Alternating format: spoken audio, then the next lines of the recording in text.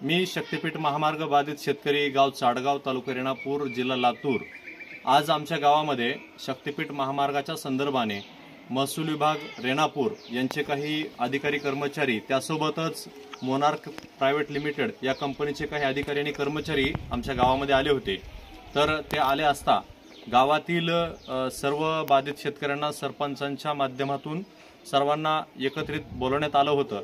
त्यासोबतच याची कुणकुण आजूबाजूच्या गावातल्या लोकांना लागली। आजूबाजूच्या गावातील बाधित शेतकरी सुद्धा म्हणजेच मोरवड, नांदगाव, सायगाव, भारज, इकडं मोठेगाव, भोकरंबा, डिगोळ या गावचे बाधित शेतकरी एकत्रित जमा झाले आणि जमा झाल्याच्या नंतर सीमांकन करण्यासाठी आलेल्या या अधिकारी कर्मचाऱ्यांना जाब विचारला की आजपर्यंत आम्ही शक्तीपीठ महामार्ग रद्दच्या बाबतीमध्ये खूप सारे निवेदन दिलेले आहेत, तर हा महामार्ग रद्द झाला पाहिजे, सीमांकन कुठल्याही परिस्थितीमध्ये किंवा संयुक्त मोजणी होऊ दिली जाणार नाही असा पवित्रा घेत या अधिकाऱ्यांना आमच्या गावातून हाकलून देण्यात आलेला आहे।